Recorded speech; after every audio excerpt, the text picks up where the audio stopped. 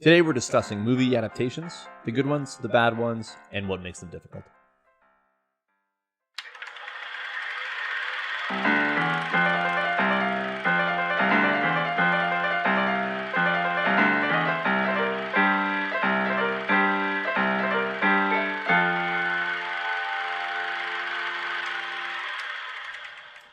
Welcome to Lobby Concessionals, the movie podcast where nobody's right and everybody is wrong. That's Brendan and I'm Parker.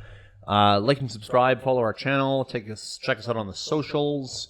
Brendan's got a whole bunch of links below. Check them all out. Yeah, or don't check any of them out, and click the like and subscribe buttons, and then we'll move along. We are joined once again by Alison. Welcome back. Thank you. Is this fun for you? I keep making glutton for punishment jokes, and then I'm like, man, this must be hell. Yeah, huh? and then I have days where I'm like, are we feeding her properly? Like, is the room warm enough? I feel that too, where you invite me and I'm like, no, it's got to be better this time. Yeah, that makes a lot of sense. Yeah. It's nice that you call it an invitation. Like it implies you have a choice. Yeah. I'm so tired of answering calls from child services. It's fucking just the worst. Welcome back, though. Thank you. And thank you again for being on the show. Thanks for having me. So, as I've already mentioned, we're discussing adaptations today. And I want, for those watching at home or listening at home, feel free to start a informal tally of the number of times I say adaptation instead of adaptation, because it's going to happen. And I looked it up ahead of time, and they are technically the same word. Adaptation just means another form of adaptation, but we also agreed as a group that probably means it's the idiot version. So Take a shot every time he says adaptation. Yeah. Yeah. Gonna be drunk in 10 minutes. So, so we're talking about adaptations today, and I wanted to kind of kick things off by throwing it out there. What are some of your favorite adaptations? Well, we're just gonna start there, hey? Yeah, like I've got some in mind for sure. Yeah. So I guess to make it a little bit easier, I'm not just gonna ask you to give me a list. Alison, you are historically, famously a Harry Potter fan. Mm-hmm. So to kind of get the ball rolling, would you list Harry Potter as one of your favorite adaptations? It's a struggle because I know that there's problems with those films. And obviously, the more I watch films, the more I can see that it's not maybe the best adaptations out there.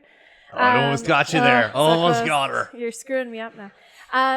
But because I loved those books so much, and because I love those movies so much, I do really enjoy them and think they've done a good job.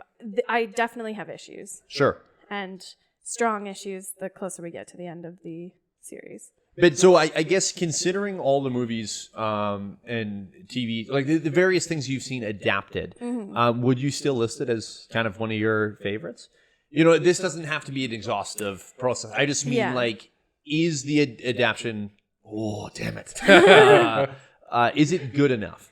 To still be on the list of like, oh yeah, this is what I like when they adapt things. I think if we're doing, is this my favorite? Probably not. I think there are ones that I can pinpoint that are better. Sure. But I think they did do. I think they did do a good job taking as much as they can out of the books and putting it into the films. Sure. It's difficult, but like the 1995, there was a couple. There's a Pride and Prejudice. There's a Persuasion that came out in 1995 of Jane Austen's. I would say those are better adaptations than... Oh, really? Okay. Yeah. Or those would be on my list of favorites, I guess. Well, and so, again, just digging into the Harry Potter thing. Sorry, Brandon. I'm sure you'll get an opportunity to say something soon. Cool. But you also are a huge fan of Lord of the Rings. So, from my point of view, Lord of the Rings is one of the best adaptations simply because... I would actually say it's one of the few things that the movies are better than the books. And I understand that could be a bit of a hot take potentially, but either way, I think you'd be hard pressed to find people that don't think that is a good adaptation of the novel. So in the comparison between those things, given the fact you love both of them, I think my difference with Lord of the Rings would be that Peter Jackson takes a book that references war and then puts the war on the screen for you. Right. So Tolkien doesn't really have big battle sequences. He talks about them, and he talks about them like reminiscing or from the past. Sure. But he doesn't really go into a lot of detail.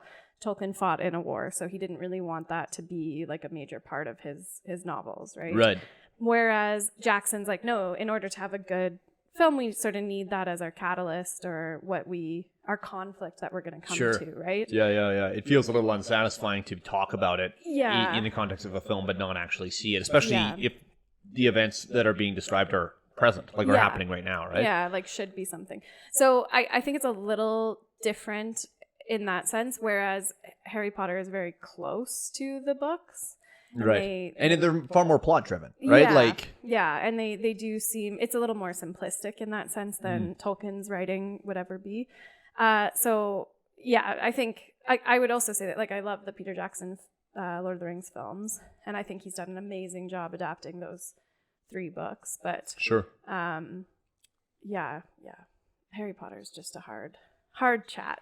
Well, so we'll put a pin in that for now because I think you brought up a lot of great points that we need to circle back to. Yeah, and the Peter Jackson stuff we're gonna have to circle back to. Absolutely, that's what I mean. Like, there's a lot of things there that would be worth unpacking. Yeah. So still just sort of as an intro, Brendan, favorite adaptations? This is weird because, again, coming from a comic book thing, as well. In my mind, I had never thought of it as an adaptation. Right.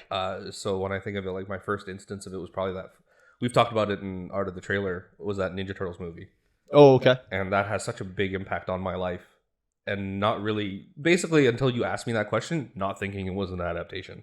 Right. And it is. It absolutely is. Right. It has origins on the page, and then it is brought to life. So there's that one. Jurassic Park's a big one. Right. Yep. Outsiders is probably because it's one of my favorite books, and it's also one of my favorite movies. Sure. So Outsiders is up there, and I think when you're going through high school and you're reading a lot of these classics and realizing there are films about them, and you kind of in my head, the early 90s of Mice and Men movie sticks out a lot in my head. Oh, okay. And a lot of those movies I probably have to revisit to love, to see if I remember liking, but I remember that being really good. It's like Gary Sneed's John Malkovich. Sure. Yeah. You know, I remember loving the Lord of the Flies movie, and I don't know if I still would. Scott Pilgrim. You know, right. And then you start, and now it starts to go, and then there's just stuff that you don't even realize are books, and then it's too late. Yeah. But those ones I think stick out to me, for good or for bad, which is really strange. So while we're talking about some of those classics, even let's dig into Of Mice and Men, specifically. Did you read the book first, or is that your first exposure? Okay, so your first exposure was the book. Yeah. Do you have instances of things where it was the opposite? Where you watched the film first before reading One the book? Flew Over Cuckoo's Nest. Oh, okay. And you're a fan of both of those things? Yeah. Still? Yeah. Okay, interesting. Yeah. Because I find, in my personal experience, it can always be hard going from a book to a movie. Yes, absolutely. And so the opposite way I find I've had a better time with, where I watch the film and I enjoy the film and then I read the book. And typically, I think the easy explanation there is probably just that there's more detail to the book. Mm-hmm. So you see a condensed version of it in the film, and then you get to read the book and see everything else that was cut. Yeah. So an example of that is Fight Club. I love Fight Club. I watched the film first. I read the book. But the interesting thing with that one is that Fight Club is, in my opinion, a better film than it is a movie or a book. And the author, Chuck Palahniuk, agrees that he thinks the adaptation did what he intended to do with the book and just couldn't pull off. Yeah. And so I think that sort of stuff is interesting, is that, the way the formats flow and how difficult it can be with films, you know? So I guess the next question is, and I have some thoughts on this, but I'll pitch it out to you guys. And if I'm throwing you down a rabbit hole here that's hell, then I won't shut up. I'll keep talking. But what do you think makes a perfect adaptation? Perfect? Well, maybe not perfect, but a very good one. So, like Alison, you've mentioned some Jane Austen adaptations in the mid '90s. We already talked about Lord of the Rings. What sets those apart as, or like Brendan, you just mentioned Scott Pilgrim. Yeah. What sets those apart as a good adaptation versus a bad one? For the Scott Pilgrim one, the easy answer is the spirit of the adaptation. Right? Okay. Like when you're reading that stuff off a page, and what's really cool about Scott Pilgrim is it's originally in black and white. Okay. And there's like an energy to it. Sure. And when you're reading it and the characters come on, they just jump off the page and there's this kinetic energy when you're reading all 6 volumes of that stuff. And to see it translated, like you're watching it and it feels, the word is perfect. Right. It's a perfect representation of what is trying to come off the page. And to me, that's number one, that's really hard to do for a black and white comic book, a niche comic book to begin with. Right. And to have all of that stuff pop off the screen exactly the way maybe you read it is pretty cool. Right. So there's like a universal, it's almost like, and it's really hard to do, it's almost like a universal translation. Edgar Wright read, to me it feels like Edgar Wright read Scott Pilgrim the same exact way I read Scott Pilgrim. And fair enough. That to me is probably why so much of that stuff fails, is because for the most part, how I read that book isn't the same way the director or the writer wrote it or read it and saw it in their head. Okay. Yeah, that makes sense. Yeah. I have a point to make about Scott Pilgrim, but Alison, I want to give you an opportunity to answer about, Sure. what makes a perfect adaptation. What makes... For me, I think it's a lot more character driven and like how the characters are portrayed than the setting or than those set pieces. So I think really if you can get the true essence of the character and you put them in whatever role it happens to be, the thing I think of is like Clueless, which is based off of Jane Austen's Emma. Mm-hmm. And so it's a completely... it's a set in the 90s. It's a new version of the same old story. Right. But there's not the same things that are happening. Like they're obviously set in the 90s, so they're doing a lot different than they would in the 1700s. But the characters still have the same essence. So they're still making the same choices or thinking through the same problems in the same way that it's a pretty big deal. would. Yeah. Well, and so this is, man, it's almost like I literally didn't feed you this, but you've kind of set this up perfectly for me. Because that's actually digs into some of what my question was about Scott Pilgrim, does setting matter? So Scott Pilgrim famously is set in Toronto, and the writer of Scott Pilgrim lived in Toronto, pulled locations straight out of there. Mm-hmm. Now, does that film work if it's not set in Toronto? Let's say they filmed it in Atlanta, which is where a lot of things get filmed now because of tax breaks. So the film was set in Atlanta, but or maybe not even set. They can call it Toronto, but it doesn't literally feature famous landmarks of Toronto that were in the original comic. Does that ruin the adaptation? No. Is that an intrinsic part of it? No, if all the things she just said happen. Mm-hmm. If the characters feel exactly the way the characters feel, and if honestly, if the location itself doesn't play a part, I think when you're reading it and it's cool to see Scott with a CBC shirt walking down a recognizable street or doing these things, right. If it doesn't take away from the story or the characters, it's not that big of a deal to me. Yeah. So you think you can still watch a Scott Pilgrim film set in Atlanta? Yeah, if unless that's tough because you want to believe it's intrinsically Canadian. There's a part of you that does that, and it means so much to the author, and so there's a half part of me that's like, if you read that and you went out of your way to change it for no reason at all, maybe you missed the mark. Mm-hmm. Well, but so arguably, is Clueless going out of its way to change it for no reason at all? No, so Clueless is a modern adaptation.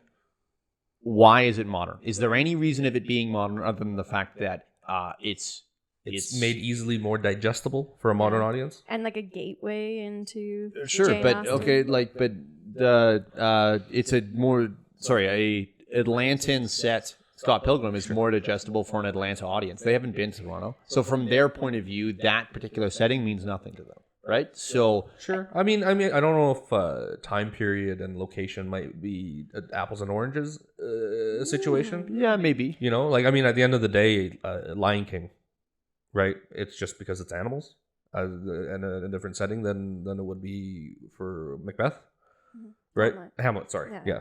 But Sorry, what are you saying? Like you're saying because it's lions, we can't. no, I'm just like I don't know that it takes away from the message or whatever it is, because it is a different setting and a completely different setting. It's not even humans at that point, right? Like, so I don't know that Atlanta is super important, unless, again, to me, if the story of Scott Pilgrim lived and died by having to be in Toronto, which I don't think it is. I think it's cool that it is, and I think there's a little bit of pride to see that stuff. But if the story doesn't need for it to be there, I am okay with it not being there. I think that's my thing. Like, especially with Toronto, Toronto. Gotta say it the right way. Because it's something that hadn't been featured heavily is starting to become more featured as a city and actually kept as Toronto. Sure. With Scott Pilgrim, it was like, oh, this is so exciting as Canadians that we get a film in a Canadian city. And it's not filmed somewhere else, it's in that city. Yeah. Or not filmed in Canada and then renamed a different city. Yeah, exactly. Yeah. Like, and I think that's the big thing, because my thought with Jane Austen, there's lots of adaptations. There's lots of things set in England. I know what the English countryside looks like. I don't need Clueless to look like the English countryside. It's okay that it's set in LA, because I've seen a lot of things that are English countryside, right? Whereas with Scott Pilgrim, it's like, oh, I haven't seen Toronto very often. So you're saying now that we've had Toronto filmed as a location in lots of films more recently, that it's now okay to adapt Scott Pilgrim without it being in Toronto? Because we've already scratched the Canadian itch of we've had Canadian-made films. Well, I still wouldn't say it's enough. Like, we have a lot of British out there. If you watch a lot of British, you'll see them. But like, that's not like, if I'm a Scott Pilgrim fan that lives in Mexico, do you don't think that's important to the and like in I don't mean to die on this hill by any means. I'm just trying to devil's advocate this, but you don't think someone that isn't from Canada would value the fact that film is set in Toronto because that's where the story is? Or it's not enough of a value? Like, does it ruin it if it's not? Because obviously, if you're a fan of the comic, you're going to appreciate the fact that they stuck with the same location. Right? And you have, like, it's such a good question because you literally have me waffling, like, as you're talking. Because that's, most of the time, it won't matter to me. But there's a stickler in me that's like, well, why change it at all if it doesn't make a difference? And I think that's my thing, especially this is our first adaptation of Scott Pilgrim. We've already had lots of adaptations of Emma. Like, and that's a great point, actually. So you can play around with it. Start to push. Or like She's the Man is a take on Twelfth Night by Shakespeare. Right. And so Shakespeare's a million times over, you've seen Twelfth Night probably, so it's okay that She's the Man is not exactly the same. So you think it's okay to start changing those things because we have seen previous adaptations, and then on top of that, from the point of view of a filmmaker, they need to make sure that She's the Man stands out from a different adaptation of Twelfth Night. Like, they have a history, hundreds or 100 years of Twelfth Night adaptations to contend with. More like 500 years. Well, no, not film adaptations. Right? That's true, true, so you're like the very first one 100 years ago, let's say, probably wasn't even then. But they don't have to deal with this. They can be the first film adaptation, exactly, right? Yeah. But so by the time She's the Man comes around, they were like, well, what can justify our existence? Let's modernize it. Scott Pilgrim, why would you change it on the first time you've adapted in like 30 years when we're on like the 8th iteration of Scott Pilgrim, you can finally take the video game stuff on. I think I'd be all right. So I guess, and this might be a contentious topic. So I understand if this is maybe a weird way to go on this, but is that a similar argument to the like they can't make Spider-Man black sort of thing? Of people are saying, well, the character has always been white. Peter Parker has always been a white guy, so therefore Peter Parker always has to be. So is it the fact that, like, I'm personally okay with Peter Parker not being white. Personally, I don't think that's intrinsic to the character. Yeah. But is that become more, like, is that more essential that we have Peter Parker as a white guy the first time Spider-Man gets made as a film? No. And that's the thing, right? Like, much like, this is going to be bad. Much like if Toronto isn't absolutely vital to that story, right, then you can change it to be whatever city it is, as long as the characters do what the characters are supposed to do and feel the way they're supposed to feel. Right. If Peter Parker, the character, has to, and to a detriment, has to be white, then sure, but he doesn't. It's just not. It's nothing about it. You could literally have a black family grow up in that setting, and that story could still be a thing. Right. Yeah. It's not. And yes, there are going to be different stories you could tell if he was black as well. But Peter Parker in that setting with Uncle Ben dying and Aunt May making pancakes and all that stuff, living in a home, being wicked smart, doesn't need him to be white. Mm-hmm. It just doesn't. And so again, with period pieces, sure. That's all I'm going to talk about. But things like... That's why you're here. Yeah, right.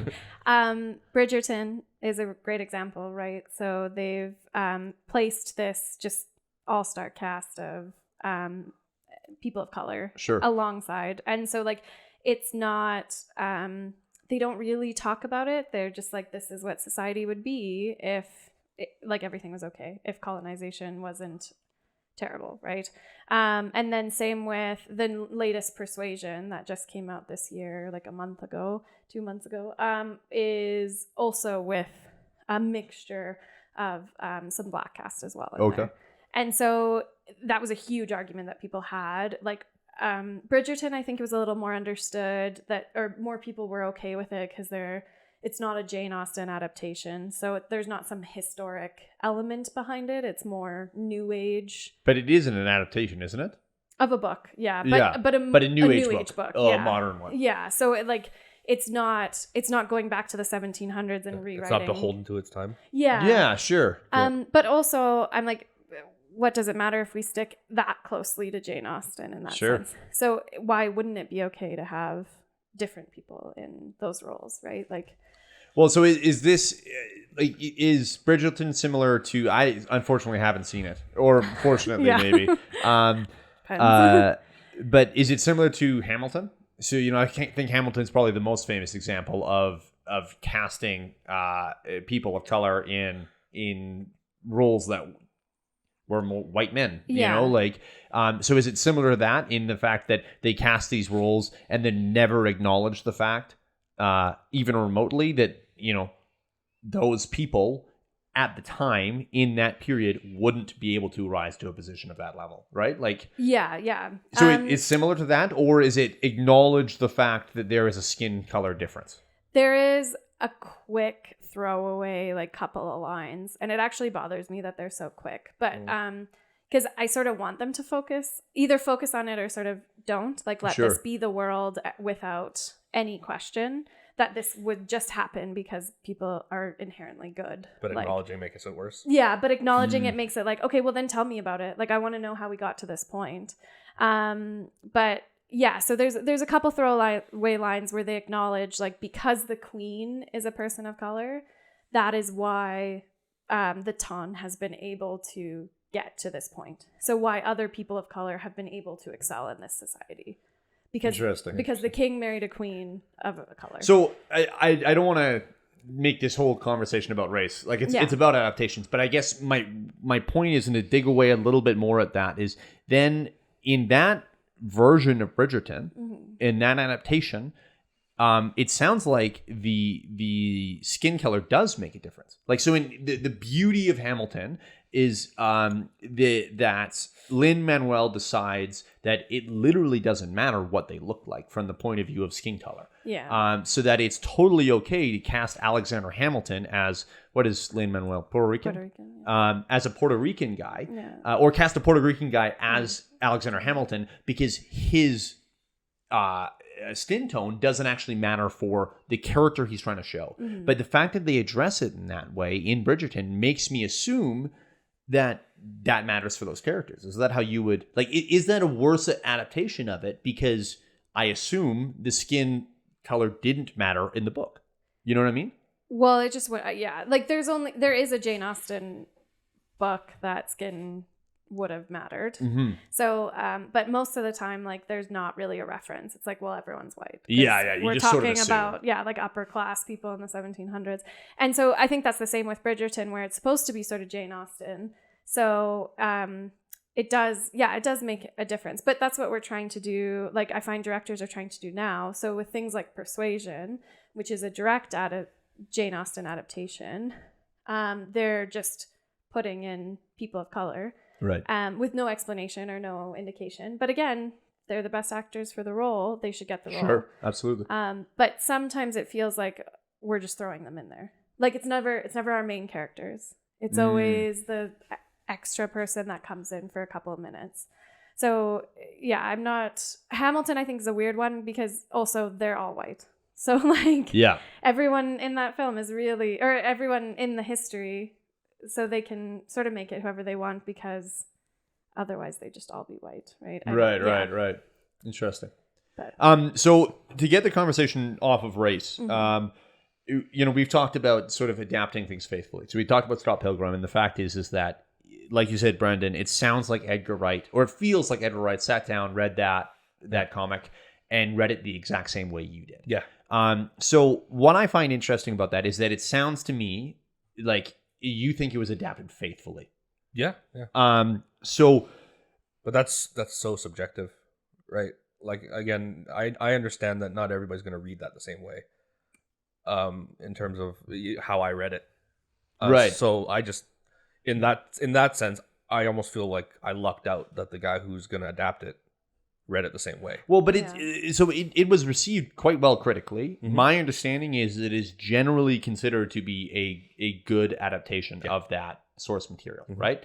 But it goes beyond just adapting the story and the characters. Am I right? Yeah. Like you has to get the right feel. Yeah. I think of Watchmen from 2009, the Zack Snyder film, and in terms of plotting, in terms of characters, in terms of Watchmen as a comic was widely considered to be very difficult to adapt, or unadaptable, I think is the word that was consistently placed on it. Yep. But I think Zack Snyder does a great job of adapting the literal events of the comic. Yeah. Everything that I need to see in that comic is in there, and it's put in a way that makes sense, and it's put in a way that is conducive. However, I feel like, personally, I think the adaptation as a whole is terrible because it seems to completely miss the point. Yep. Am I wrong in that? Like, no. How I've always kind of read Watchmen is that the heroes are supposed to be pathetic. They're supposed to be they're supposed to be weak. They're supposed to be just normal dudes, and it's supposed to be embarrassing. Yeah. But Zack Snyder plays them like it's still badass to be a hero. You know, like there's still slow-mo scenes and they're kicking ass and stuff. And it's, again, he seems to have missed where I'm. So I guess my question is, I guess it's just not enough to just adapt the events of the film. No. Or the events of the book. And I'm actually one of those people that thinks Watchmen is unadaptable. Truly unadaptable. I do think, and it would take a special kind of filmmaker or writer or a cast or crew to make that work for me, because I think Watchmen, for, as you said, the literal events of the movie are things that happen in the book. Yep. Literal. But I think Watchmen is so rooted in its time that's, if you don't get that part of it, if you don't get Reaganism and that weird 80s thing going on, I think the boat you miss the boat. Sure. And the point and the mark of all of it, you're right about him not understanding what the dissolution of the hero thing is, the concept of that. He just turned it into a weird superhero action movie, and that's just not it. So that's a tough one for me. Like, Yeah. I think it would be a hard thing. I watched it twice in 2 days when it was released because we did a midnight showing, and then a friend had a wedding in a movie theater, and that's the movie they showed. Oh, okay. And I was like, the second time I was like, oh, Yeah. that's rough. It's tough. It was a tough watch. Just because again, I think the guy missed it. Yeah. Snyder missed the mark on it, and he just didn't take the source material the same way maybe most people took the source material. I would argue most people, but Yeah. at the very least, we can say the way we took it. Yeah. Right. And I think that's the big thing. Like you can sure, you can pull out plot points. Those are easy to find. Yeah. But like, what is the overall message? So what are you what is your adaptation saying about what's the original format saying? Yeah. And how do you portray that? And I think the characters are written that way to portray that message. Right. So if you don't have the characters that make sense and you don't have that overall message, or you have one and not the other, you're not going to hit the mark Right. on a good adaptation. Fair enough. And so that's with Watchmen. Like he didn't understand his characters. He didn't really get the message, but he got all the cool, fun, like blowing up and And then it became his attacking. calling card. Yeah. Yeah. Just Yeah. not understanding the core concepts Oh. of anything that he's made. Yeah. Correct. Yeah. Every time Zack Snyder adapts something, he seems to miss. Yeah. Yeah. So interesting that you call Watchmen unadaptable, because I would personally disagree. I know this is a movie podcast, but I'm going to talk about Watchmen, the HBO show that came out a decade later in 2019. Personally, I think that is a great adaptation of Watchmen the comic, even though it has almost no characters that are the same. There is one character, I believe, that carries over. There is literally no plot points that are the same. But for me, the theme, the guts, the vibes that you get from Watchmen the comic all carry over into that show. Now, is that still an adaptation at that point then? Like at the end of the day, like when we were talking about Clueless, it's still still Emma with its plot points and its characters. If Watchmen has the same vibes, the show that is, if Watchmen has the same vibes but has none of the same characters, none of the same plot points, One of the same characters. yeah, in one of the fairness. same, none of this, not even the same messages. Really, I think it is a more moderned up message. Sure. Than it does. Is it an adaptation still, or is it just a like not even a retelling? It's just a full on remake, So a that's retelling of. my argument. Like I would say it's not an adaptation. It is a take. So they're taking the source material and they are changing it to something new. And so not necessarily, they're not taking Watchmen the comic and remaking it. But they are taking the source material, and at the very least, they're inspired by it. Inspired by it. It's fine, probably so maybe there's like probably a conversation in terms of having a conversation about adapting and inspired by. An adaptation versus being inspired. Because that's at this point, Scott Pilgrim is an adaptation of a graphic novel. But I think the MCU is inspired by the comics. Well, most of it. I mean, obviously, there's way of putting it. Yeah. Right. Well, so I don't know. I have a bit of an issue with some of that. I hear the point for sure, and I think that Watchmen, the show and the movie, are interesting in that they are very opposite. So, assuming we are allowing them both to be adaptations, there's almost nothing in common. So it's hard to be able to put those on the same even keel and say, well, yeah, they're adapting the same material. No. But in the same way, I look at The Lion King and The Northman, and those are polar opposite films. They have almost nothing in common. But what they do have in common is they happen to be adaptations of Hamlet. And both of those films then follow a basic story structure. But is that basic story, we've talked about on this show before that there's, only half a dozen true at their guts stories. So is that basic story structure enough to be considered an adaptation, given the fact that one features, Norse Smith? I think you and can, one because features at the end of the day, if you take Hamlet, Lion King, and Northman, if I loosely told you a plot, you could answer with all three. Yeah. That's where it is for me, right? So Whereas, it needs to be a plot thing. there has to be something No, similar but to it. their right? characters all have the same like motivations. They make choices that make sense. Like Yeah, like famous, Well, not like, necessarily makes sense. not but- famous. well, like, no, no. but like that their characters would make sense to their character, right? Okay. yeah, like even like I joked about it when I'd finished watching in the theater, and I'm like, oh man, Willem Dafoe as Rafiki is amazing. Because again, so the characters are there. I think the plot Yeah. lines are there. Whereas if I read you a loose synopsis of the Watchmen, the comic, you wouldn't be able to answer that with Watchmen, the show. Yeah. You're correct. Yeah. And yeah. so like that's where I got lost in that question that you were talking about there, because I was like, the Hamlet with Lion King and Northman are on no level the same as Watchmen comic movie show. I agree. And, Yeah, I'm like- not trying to compare that they are, but I am saying what elements then do we have to pull? Because my argument would be is that the show Watchmen pulls the themes and the basic concepts and ideas from Watchmen the comic, and then it creates that into a framework that is modernized, that features new characters, and in a way that makes sense. Because as you said, Brandon, that comic is almost impossible to adapt unless you truly are steeped in the age that it came out.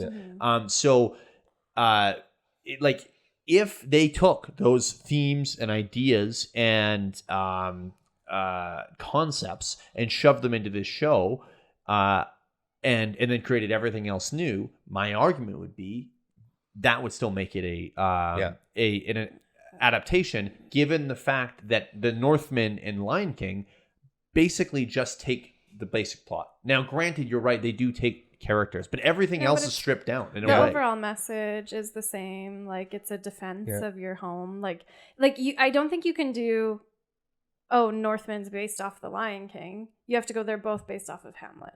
So like you're not Sure. really connecting those Lion King and the Northman together. I mean, other than But we're not connecting the That's movie, hilarious, the but- Watchmen movie, and the Watchmen TV show either. I'm connecting them both to the source material. yeah, I but like- they're well, missing characters. Yeah, Like what I think I enjoy about your comparison is that you're right. The show takes the central themes of the original source material, but they modernize them. So it's still it's still loosely adapted, like loosely inspired by, not adapted. Sure. So I mean, putting the one character in there, I think, lets them name it Watchmen. But it really could be anything else. Yeah. And I think they're using the title as an in for people to watch it. Like they know people are going to watch something that's Watchmen related. Well, like, and there is some central themes. Like there is actually things that are like there is events that happen in that Watchmen film and in that comic that directly impact that show. So maybe you're right that it's the only reason that it's an adaptation is because they are basically taking the end of the comic and the end of that movie and then going, what else would happen? Yeah. well, and so that makes me feel like it's just a sequel to the comic. Like it's not Yeah. even Fair enough. So if a second comic would have been made, it would be the show. I think you picked a unique enough situation there where you could make the argument for inspired by adaptation, Sure. sequel, Yeah. continuation. Yeah, and Like, it could that's just a be that it hard- was a legal thing that they were like, well, they have to put adapted, Yeah. you know? Yeah. So I have, I guess I'm going to pivot us a bit instead of talking about individual projects, but talking in general about adaptation. About does changing formats require changes to the structure, to the story, to the characters, etc.? So I'll give you an example. My experience with comics has been that because they are a monthly publication, that in those 20 pages or whatever, usually the end of it is some sort of cliffhanger. Whether it's a big cliffhanger or a small one, but there's some sort of character reveal, and there's something to hook you to come back for next month. Yep. But that doesn't make sense to literally adapt the frames of a comic straight across into a film, because those story beats, it will feel way too staccato in the flow of a film because there's supposed to be an overall character arc. So if we choose to take a comic and adapt it into a film, does it have to, does an adaptation have to change structure? Does it have to change characters? Does it have to change story in order to make sense in the new format? right? Scott Pilgrim was made as a comic for a reason. And that could have been an economic one, but my argument would be that story fits a comic better than it would fit any other form.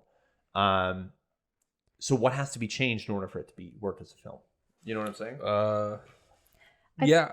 Oh, go ahead. I was just saying, I think, again, you're talking about plot points more than story character development. So, like, you're saying that the plot point at the end of your comic issue is a cliffhanger. That doesn't necessarily need to be there. You don't have to have the same beat for beat plot point. Absolutely. And right? that's more of an example as me just saying these are the differences between formats. But you, for instance, love Heartstopper. Yeah. And you've talked about how the creator of the webcomic also wrote the screen play, I guess, for the TV show. Yeah. And in doing that, she removed a whole character that is featured fairly prominently in the webcomic. But sort of replaced with another character that got a lot of the similar traits. But replaced them. But not in essence. The essence of the character is still involved in this new character. So, but that's my point, does that need to happen in order to adapt? So because she is changing from a webcomic to a TV show, do consolidations like that need to happen? Or is it possible to take it and just go straight from this comic straight to the screen? I don't think I've ever seen anything that was directly like straight to straight, and I don't know if it would be good. Sin City's a great example. City, yeah. I also have another example, but do you have anything more to add, Brendan? I want to give you an opportunity to respond here. It's a tricky one, and it's a long-winded answer. Totally, right? But you're right in the sense that that's how it used to work, and you can see modern comic creators start writing for other media. Like, they're still writing comic books, but if you read the first half of Walking Dead, the comic, it is a very different book from the later half of Walking Dead when he starts writing the show, because he starts writing it like a TV show. And does the comic suffer as a result? I think it does. Yeah, I think it does. That's a bigger conversation, because I don't think Robert Kirkman is as amazing as most people think he is. Sure. But I lent you Ed Brubaker stuff recently. Yep. And Ed Brubaker is now a Hollywood writer. But when you read those criminal trades, it probably feels like one big story as opposed to single issues, which is how they were released. But there's not a lot of cliffhanger notes. You're reading it as a thing, and it feels like one story. And a lot of people have started writing that way in a modern age, and a lot of that is people have stopped buying single issue comics and started writing for trade paperbacks. So now you're writing in 5-6 issue chunks. Right. And if you're smart, again, if you can evolve and adapt like an Ed Brubaker, you can write 12 issues and it'll feel like one story without. And I read that stuff monthly, and the hook was still there, but the hook was that it was good. It wasn't that it was a cliffhanger. And it wasn't because of anything like that. So I think there's an evolution of what that specific problem is. But so you think, I think we're hyper focusing a little bit too much on the specific problem of the cliffhanger. Okay. But I mean, do you think then the new stuff Ed Brubaker makes that's designed for a trade paperback of 6 issues, is that then directly adaptable to a movie? Yeah. You can take that and then shove it straight in. Not without removing structure, without removing characters, without removing anything about the story, and then it works exactly the same way. I think the Hollywood pilfering of the comic book industry has forced people to write that way. But so is that a bad thing? Like, no. If they're writing that it fits for both, are they conforming? No, I don't think it's a bad thing. I know people who do think it's a bad thing, because it does affect single issue sales month to month, right? Because it's harder for you to come back when there's no hook every month, right? If you're writing for 5 issues for a trade paperback, you get one hook in the middle, and then there's meandering. Sometimes a lot of the big events, when people get event fatigue, it's like Civil War's 12 issues or 8 issues or whatever like that, and really 3 issues make a difference. Right, 3 issues is the movie, sure, and then you have 5 issues, 5 to 9 issues of nothing going on. So there's a lot of that, but I think the Hollywood coming in and basically trying to pick up properties has forced a lot of writers to go the graphic novel route as opposed to the single issue route. Interesting. And so Heartstopper is my one sort of connection with this. Like, I don't read a lot of comics, Right. or if I do, it's usually like V for Vendetta. I read the whole thing in one sitting, right? So yeah, I think doing a webcomic where she's putting out a weekly, they're putting out a weekly issue, it has a lot of room for growth. And they've been writing that for ages. Right. So to be able to go to a book, like to put it all into a graphic novel, or to even change it into a TV show, they have the option of altering what they maybe wanted to do before. Okay. So especially because it's them getting to write it again. So they've done the webcomic, the graphic novel, and the show. Yeah. They're able to go, okay, oh, you know what? I didn't really enjoy this as much. I shouldn't have put it in. I need to fix it. Right. So I give like Heartstopper like way more credit for that because it's all of their creation. Like it's, it's not a lot of outside influence for it. Yeah, and a lot of projects don't have that's slack. Yeah. Right? So Yeah. a lot of the original creators don't get to just turn around and go, these are all the things I would have changed, you know, or would have wanted to, or being able to. So like, given the fact that in most situations, a creator makes something as a book, and then someone else has to take that and interpret it for the screen. Yeah. Then. You know, so I guess actually is it another great example, another reason you're here, you know, is the Jane Austen stuff. Yeah. She literally isn't, she's dead. Yeah. Right. So she can't even Has weigh no in on say. it. Yeah. Yeah, absolutely. Yeah. So she can't, first of all, obviously, she can't come in and then write the screenplay. Yeah. And then on top of that, she can't even be there to give advice as like, oh yeah, but I want, like, the reason this character is this way is because of yada, yada, These yada, reasons, yada, yada. yeah. So, I guess, is it possible? Have you felt that we've taken a Jane Austen story and adapted it in a way that's truly page to screen? No, I don't think there's like Not a single one. I think there are really good adaptations, yeah. but I don't think there's anything that can truly say like it is exactly core to core, like a front cover to or cover, close enough right? not to, like, obviously if we look at, well, in this one she's standing on the left and in the film she's standing, you know, No. like not like that, but close enough that it wouldn't matter, like close enough that someone's like, yep, they basically took the book and they handed it across and that was the script, you know, like and like that 1995 Pride and Prejudice, I think is a very it's a mini series though. So it wasn't confined to a film. They did have some more space to be able to really go through it. But I think also with Austen, her characters are the core. Like the whole point is, who is this person and what are their choices and why are they making those choices? So as long as you have those main characters that are still acting the way they should act and making the choices that they would based on who they are, it's probably a good adaptation. So you are famously a big Harry Potter fan. And we've talked about this before, about how difficult it must have been for some of those, especially the later books, in order to adapt those properly to a film. And we talked about how, in particular, the thing I've always commented on is the last film they split into two. And I think that splitting a book into two is very, very hard because it is fundamentally, from an audience perspective, anticlimactic, because that first part will always end halfway through the book in a way that the arc of the book is not designed to end. So they'll have to find something that's narratively satisfying for an audience to be able to walk out of and enjoy as a single installment, when, again, that's not the way the original work is designed. So is it just an issue of books have too much information in them and therefore can't be properly adapted to it? Like, is that the way it is for Jane Austen, that there's too much there to properly adapt to a film? Is there a better way? Like, should Harry Potter have been made as a series? Yes. Always. But so there's the 10 same problems episodes there. a season, or 10 episodes a book. That's one season. You got it, guys. I'm here. Call me. Man, you were entirely too prepared to answer this I'm question. so prepared. But She's had a lot of time to think about it. Yeah. And then as we get more, we'll add more episodes. Like, we got this, guys. No, and I don't want to say that there's not things you can cut out. I think in a lot of books, like, there are places where you can be like, okay, we really don't need this. Let's But do you really not need it, or do you not need it in a film format? You really don't need it in a film format. Okay.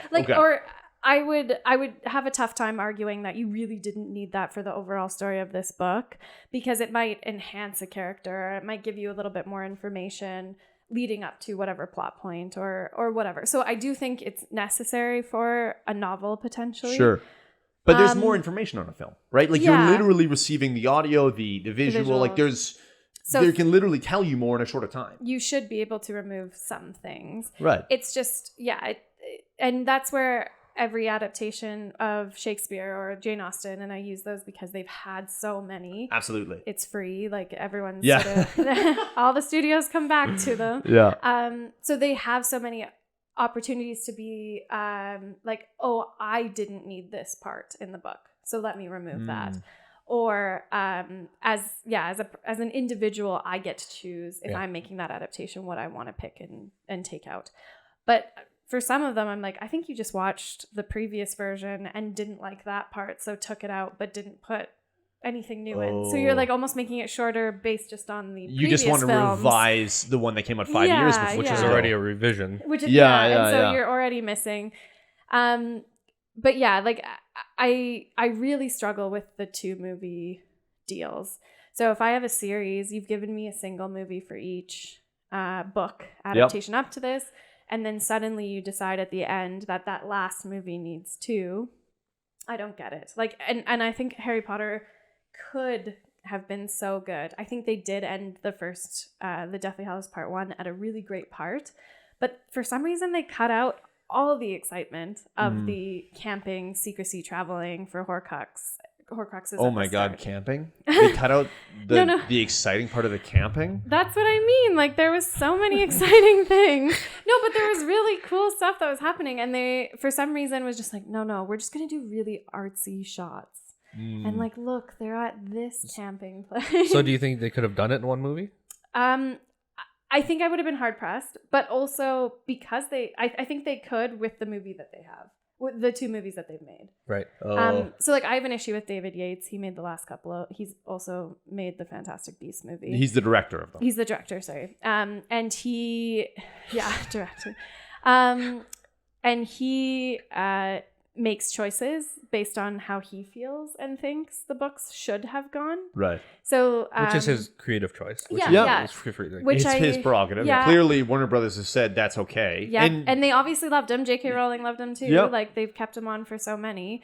Terrible choices have been made, but that's fine. But that's my thing is if I took I should do this if I could edit videos, but I could cut out a lot of that first Deathly Hallows Part 1 and have just maybe a 3-hour Deathly Hallows movie, and most of it would be Part 2. But again, if he had put the interesting things in from the book and actually put the cool stuff that happened that would enhance your characters and enhance some of those extra characters that come out in Part 2, he would have had 2 really great movies. Right. So it just bothers me that he had to cut things. And you're against it flat out. I went against separating the parts. Yeah. I think as a concept, yes. I think that it doesn't work, or it historically fails. Where the exception sort of to that rule is, I would say Lord of the Rings, but Lord of the Rings is not split into parts in the same way.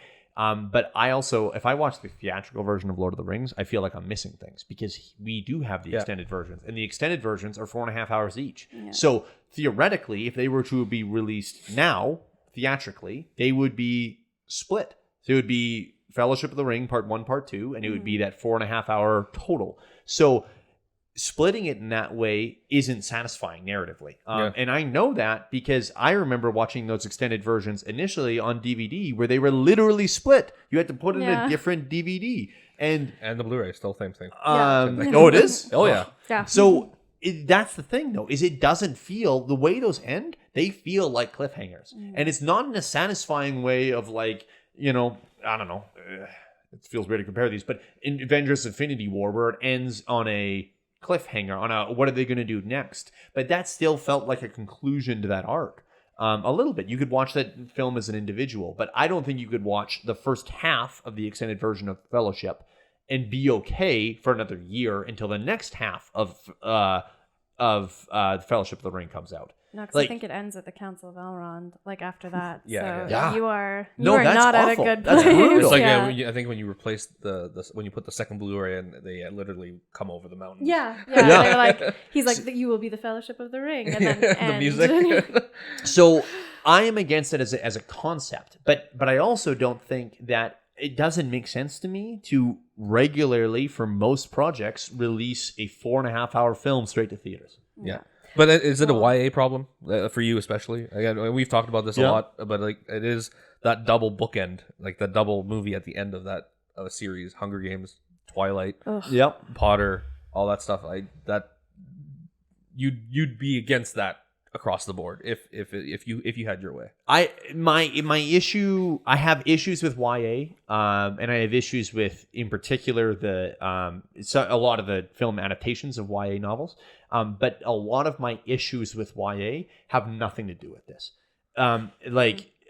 This is a completely separate structural issue, and that's my point. Is that I don't see a way, as much as I completely agree that it is ridiculous that the Deathly Hallows would be split into 2 films like that, and that the first one is never going to be anywhere near the top of my list of Harry Potter movies I want to rewatch, because it's I also don't think that they could have, like, I have a hard time because they cut out lots of content making those movies. So does it make sense to, again, like going back to, does it make sense to have adapted those things from page to screen? No.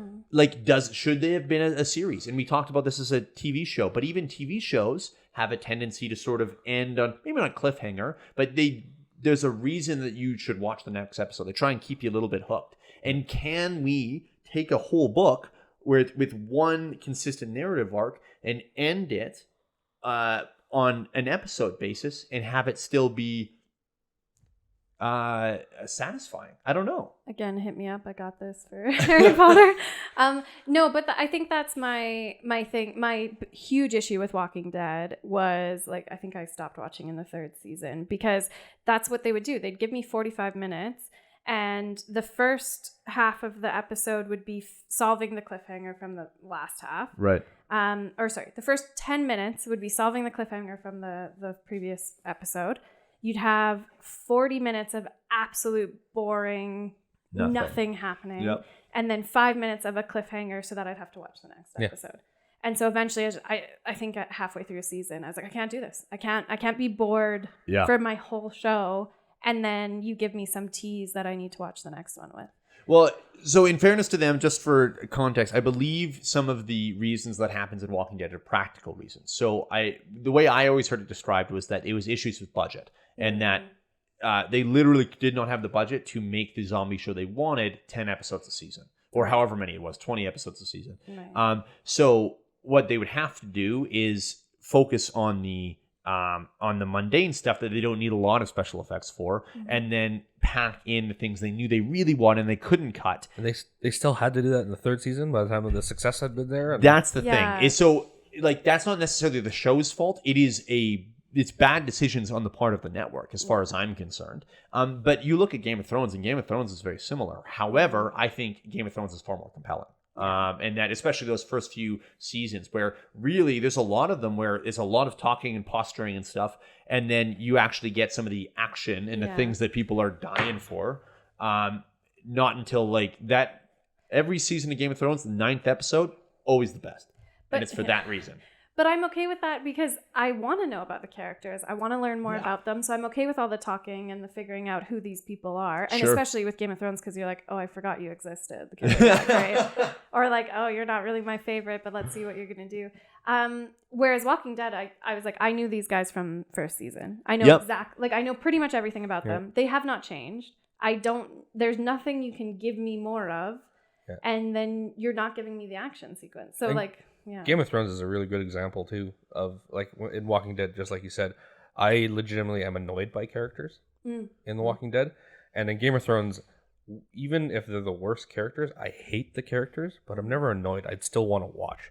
Oh, Like, yeah. you hate them because they're doing a good job of what they're supposed to be doing. Sure. I'm not annoyed by Joffrey like I am Shane or Yeah. Laurie or Rick even Yeah, sometimes, yeah, right? yeah. But I hate Joffrey. But you're Yeah. annoyed because of inconsistencies, right? Like those characters appear to be intelligent in one case and then act like a moron. Absolutely. Completely. It's like 3 different writers are writing it. Now, Yeah. granted, I think this isn't a great example simply because people would argue that The Walking Dead isn't a good show. I would say a lot of people would argue that.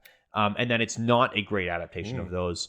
While Game of Thrones is, up until probably the last 2 seasons, a good adaptation of those books. You know, so if you give me these arguments on something that is considered to be a good adaptation of the work, I get it. Absolutely. I think what we're pointing out now, though, is structural problems with the Walking Dead as a show. I actually wouldn't know. Like I spent a lot of years being chastised for not continuing Walking Dead. So in my mind, it's always people have loved it Yeah. and have always loved it. I've been the same. Like, I've had a few people be like, you're not watching it? I'm like, no, it's 11 seasons. Like, I stopped in season 3. I'm not watching it. I didn't even make it past like, season 2. So Oh, yeah. Like, yeah. And so I think maybe that's the nice thing about now with streaming and with the ability to not be shoehorned into a kind of media that doesn't work. Right. So with something like, I love that we're getting more shows that are able to be the length that they need to be. So to have 20 episodes of a show that you can't actually fit 20 episodes, like you can't fit content or fit entertainment enough for 20 episodes. I'm glad that we can look at things like, I think Netflix was the first to be like, no, you can have as many episodes as you need and they can be as long as you need them to be. Yep. And like, so this episode is 50 minutes and the next one's 65. Like, that's fine as long as you're doing a good story. Yeah. Well, and I think in some cases with Netflix, it was even more dramatic than that. Like, you'd have a episode that was 35 minutes, and then you'd have one that was an hour 10. Yeah. And it's because it fit the arc of the narrative they wanted to tell. Yeah. But again, I think that even goes back to what I'm saying of like, can we take a book like Harry Potter that's designed to have a single conclusive narrative arc, and obviously there's little, character growth moments and stuff in the middle, but can we take that and then make 10 satisfying mini arcs that make a single episode still worthwhile and satisfying to watch, but then tells the overall story? I don't know. Yes. Yeah, I mean, that to me, it's. I know you've had problems with it where it ends, but to me, Dune is the perfect example. Oh, sure. I don't know that you could fit that in one film. I truly absolutely agree. Right, and I don't. So you're stuck with the idea that you have to put it in 2 movies, but I think you and I have talked about this ad nauseum. It's like, I don't know if that's the perfect place to put it, the where it ends. Totally. I think I can see the argument for it, but you're right. Like, I don't know that there's a proper place in that book to have a stop and make me wait. So Dune's a great example. I'm so sorry, Alison, but I need to pick on this. Dune is a perfect example then, given that it is a hard adaptation to make. And that since we know in order to do that book justice, we need to have more content that is covered in a single film, and we need the budget of a film, so it can't just be a TV show. However, given the fact that it would be very, very hard to adapt that properly, is it better we don't get one? Like, do we need a film adaptation of this, given the fact that it is going to be, again, we talk about Watchmen, next to impossible to adapt it properly? Yeah. I don't know. Yes.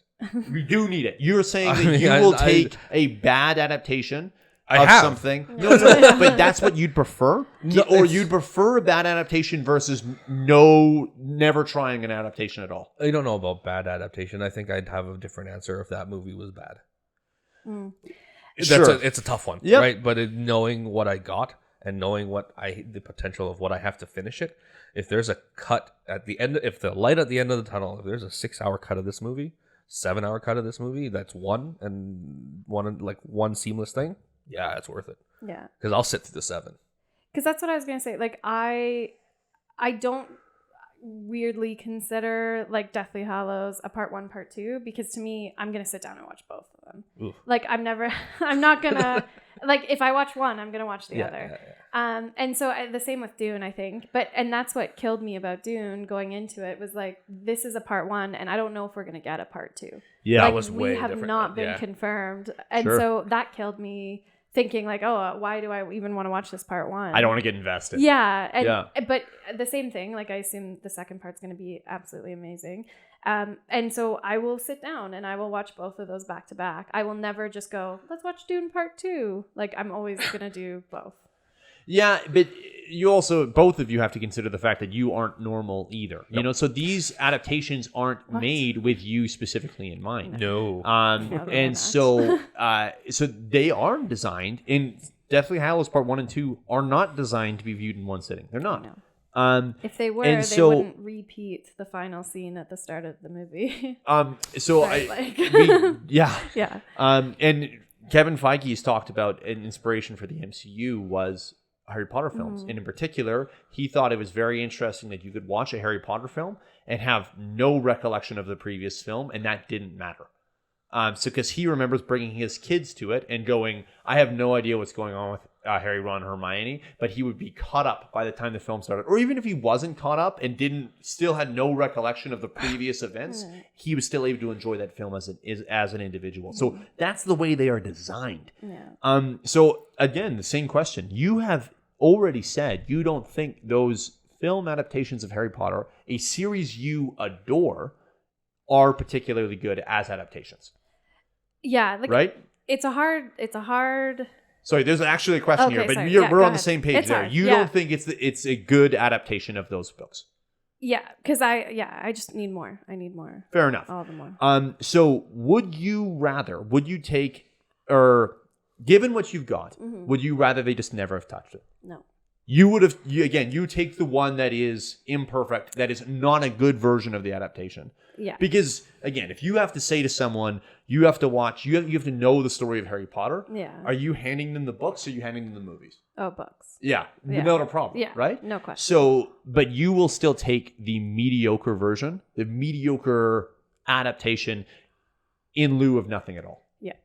I think, like, I just needed to see it. I needed to see the magic. I needed to see Hogwarts. Like, and... Sorry, you could have given me something else, but so like you could have given me just a video game, and I would have also loved that. But you needed it adapted beyond the books. The books weren't enough. Yeah, or well, not like that's what we're effectively saying, right? And honestly, I wouldn't be able to answer that in good faith. Yeah. Like everything that you would ask me, that if you asked me that question specifically, I think I'd still have I would answer it differently if I had seen something already rather than not something at all. Mm-hmm. Yeah. I guess you know, if you're a big Suicide Squad fan, if you see the some dailies from the original Suicide Squad film, maybe you decide nope, and then you just like burn it all to the ground and forget that ever existed, and went, I'm going to stick with these comics. You know. Or a big Aragon. Aragon's another great example. Is that I'm sure there's plenty of Aragon fans that wish there was never a film adaptation. That might be all the Aragon fans. Well, and especially in this case, like wished there hadn't ever been an adaptation so that we could actually get an adaptation. Because I believe there is one being made. Actually, yes, there's a new one being made. It's with Disney Plus. Yes, and Paolini is involved. So, anyway, sorry. Now he's an adult. Oh, I'm so excited. But I think that's my issue is because then it's like at the time that I would have loved, like, sorry, I loved Aragon, but we know you love Aragorn. Sorry. But I would have, because it was such a bad adaptation, like if they had just redone it 2 years later, I still would have been fangirling, lining up around the block to go see it. Even if it was just as bad. Well, no, but I wouldn't know it was just about. I just mean like if they had done it immediately again, I would have still. So your trust wouldn't have been faltered at all. No, I would have been gone to it, I guess burned once, I would have been like, oh, let's do it again. Shove my hand in the. Well, I mean, at that point, you're just like, well, it can't be as bad as the original. Exactly, but it could be. But you could be. But in your fangirl head, you're just like, yeah. And so it's sort of the same like with the Suicide Squad movies. They came out relatively quickly after each other. There's probably 5 years between them, but yeah. But that's not a big. It's not long. And so to me, it was like, well, I have issues with the first one. I found it entertaining. I've watched it twice, but also like there were problems. And then I really loved the newest one they made. So it just, I wish they had done that with like, it's a bad adaptation. So maybe make another one right away and like learn from your mistakes, but do it because people are interested, or I would be interested in watching it again. And yeah, the idea of it's not going to be as bad as this one. Also, if we didn't have the first Aragorn movie, we wouldn't have the fucking banger Avril Lavigne song. So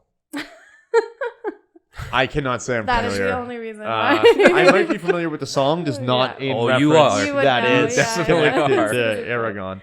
I'll loop it over this entire episode. yeah. As, That as sounds I edit. great. You're not allowed to do Yeah. that. So, we probably should. I should be trying to wrap us up here, but there's a lot of meat still here to dig into. So I'm so sorry if you're listening to this and there's wanting probably to going die. to be there's probably going to be more of this. But so is the reason you're okay with? Okay, let me position this a different way. Given the fact that both of you have been like Brendan, you've had Dune adapted into a phenomenal first half now, Yeah. so reasonable to assume that the second is going to deliver at least on some measure of quality. Alison, you have had Harry Potter, or let's go Lord of the Rings, adapted into something that you've adored. Yeah.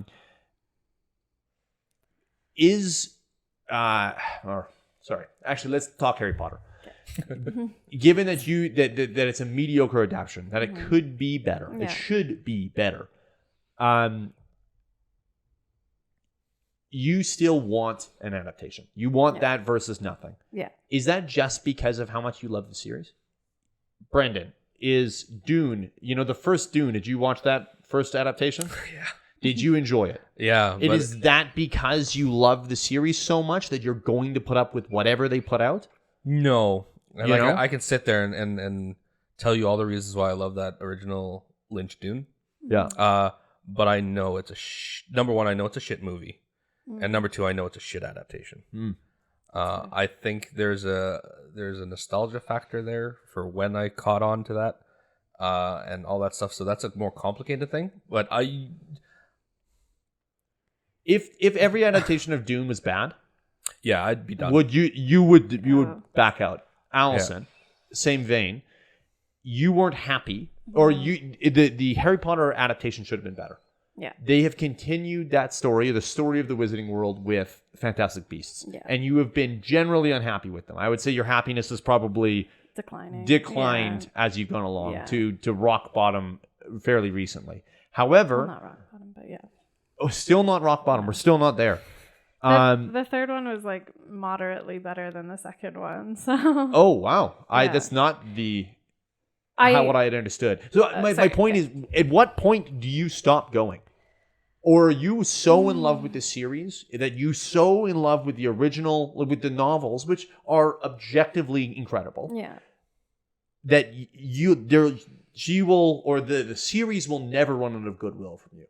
So you will always continue to see the adaptations, regardless. So basically, you're asking, at what point do you feel like it's finally been massacred enough that you just want it never again? Yeah. Well, and I'm not even talking Harry Potter in general. No, That's it's an just in example. general. Yeah, but yeah. I mean, No, in but yeah. anything, is an adaptation going to get your ticket every time just because it's something you love, regardless of the quality of that thing? And if you've been burned 100 times before, are you going to keep going back to that well? So I think there is a difference between Harry Potter and Fantastic Beasts. I will eventually stop watching.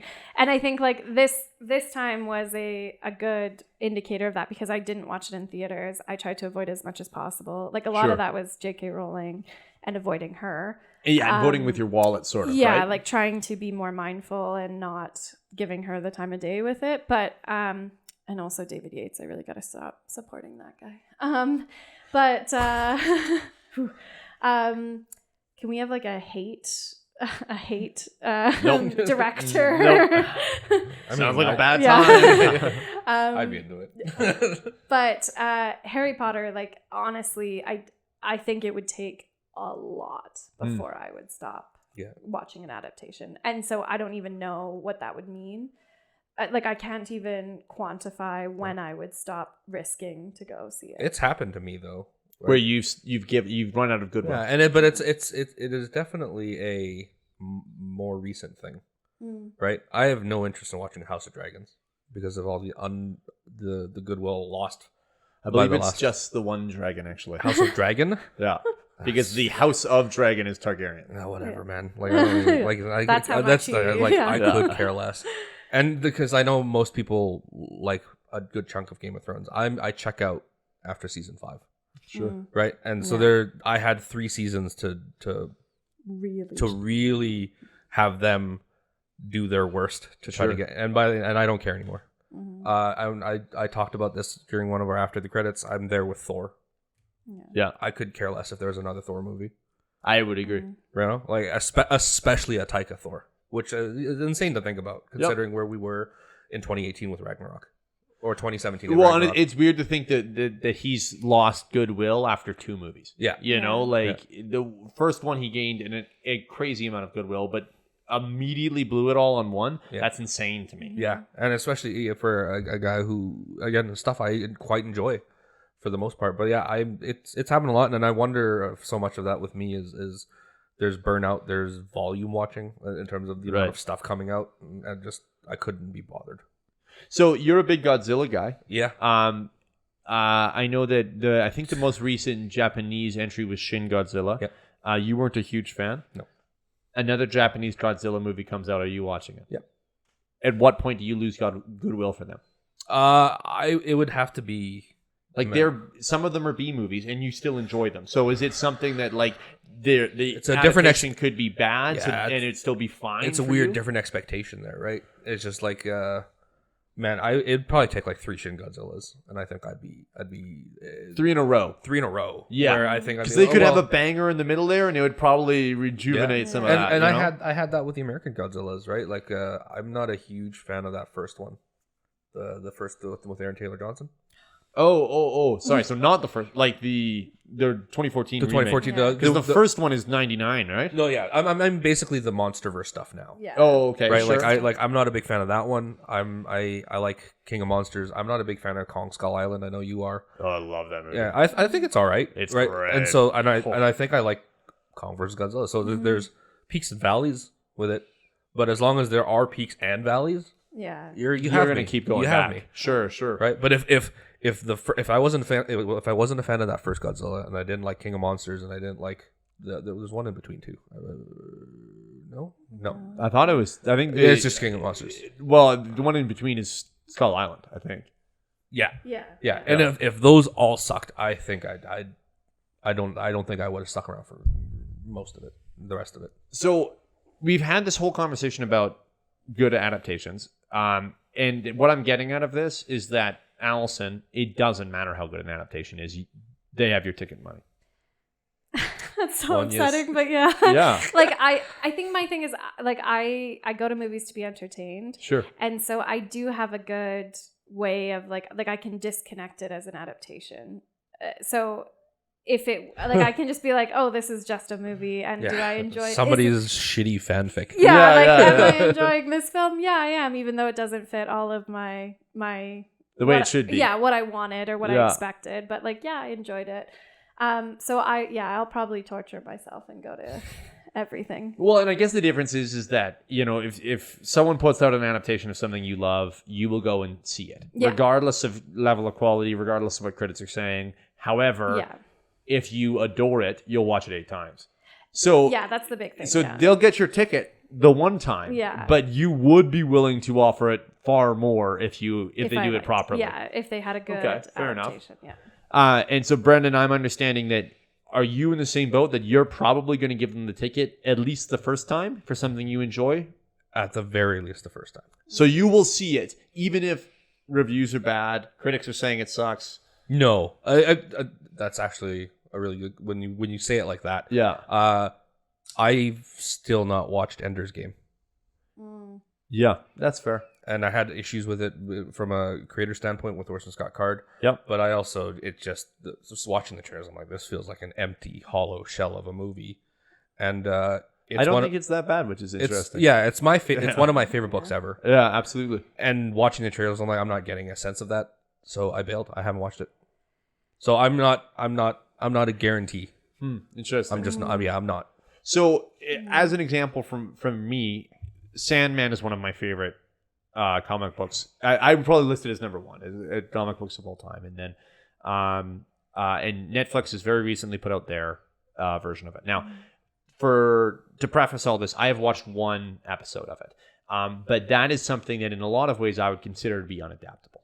I was pretty floored when Audible managed to adapt it into a quite good audio series. Yeah. However, they are adapting effectively page to screen or page to ears. Voice. You know, yeah. That's the only real difference is they've got Neil Gaiman in there as the narration to kind of describe what you would be seeing otherwise. Yes.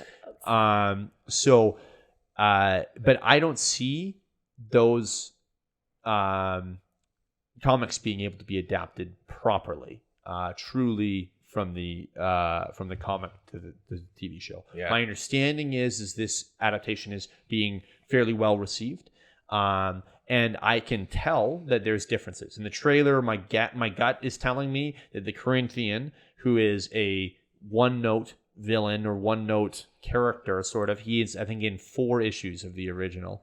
Out of the, he's got a heavy placement in. I believe he's the villain for the whole series or the whole first season. Is my guess. Yeah. And so I understand why they're doing that, and I don't think that necessarily makes it a bad adaptation. But it is. I know they're changing things. Yeah. And so this is something I don't necessarily want to be changed. Yeah. My point is, I am going to watch the hell out of that show. And I probably would have, even if it got bad reviews. As much as I would want to avoid it, but it's because I adore it. So I do think that there's... So if the first season apparently is the first 2 books, which is Preludes and Nocturnes and Dollhouse. Right. If you watch them and they're garbage, do you watch a second season? No.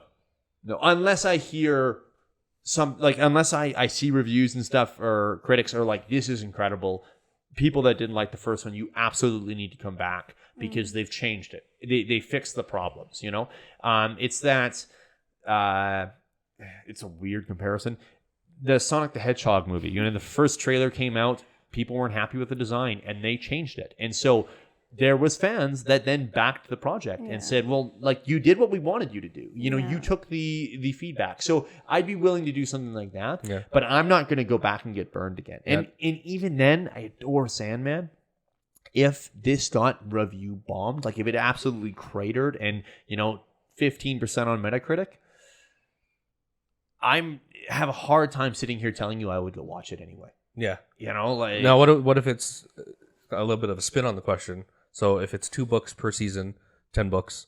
So let's say the first 4 seasons are garbage and the 5th season is pitch perfect.